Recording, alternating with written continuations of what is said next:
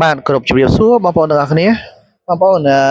dương khăn chụp này dú là nếu dương mà chụp này sao vậy mấy hay khi bạn màu lầnนี้คือ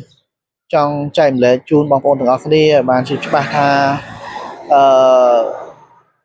hay bỏ bài anh ấy គឺត្រូវបានគេហែកយកបាត់ហើយណាបងប្អូន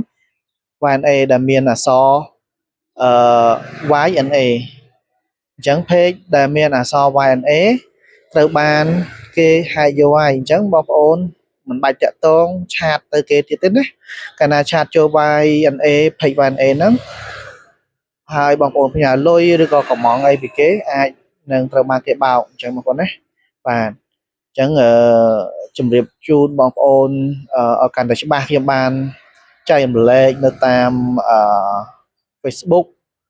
ដែលពោបង្កើនផលបាទបានជម្រាបជូនបងប្អូនហើយដែរពាក់ព័ន្ធទៅនឹង Page YNA ដែលត្រូវបានគេបាទហែកយកហើយ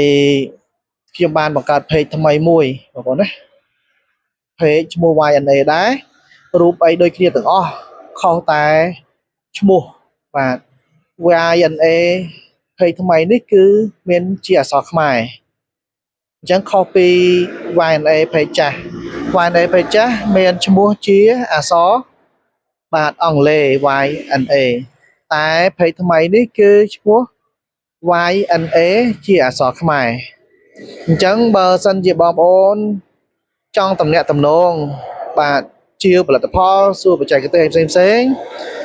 រកព័ត៌មានបច្ចេកទេសផ្សេងបងប្អូនអាចតំណាក់តំណងមក Page YNA ដែលមានជាអក្សរខ្មែរវិញបងប្អូនណាឈ្មោះ Page ជាអក្សរខ្មែរវិញសម្រាប់ Page YNA ជាអក្សរអង់គ្លេសគឺខ្ញុំមិនគ្រប់គ្រង Page នោះបន្តទៀតទេដោយសារគេយកទៅបាត់ហើយអញ្ចឹងបើសិនជាមានការឲ្យវេលុយឬក៏អីផ្សេងៗបងប្អូនកុំមកសោះបាទហើយពាក់ព័ន្ធទៅនឹងការកម្មងទិញគឺមានតែតាម Facebook ដែលពោបង្កើនផលបាទមានតែតាមលេខទូរស័ព្ទខ្ញុំបាទ09គុត201 566 Telegram ក៏ដូចគ្នា09គុត201 566ហើយនឹង Page YNA ជាអក្សរខ្មែរតែប៉ុណ្ណោះ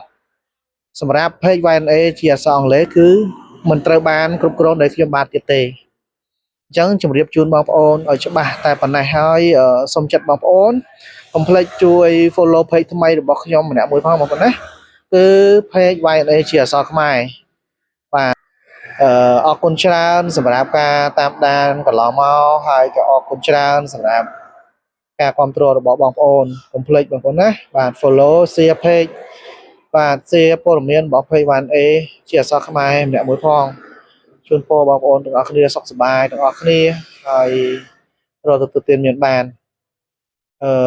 សូមគោរពលាអរគុណទាំងអស់គ្នាបាទ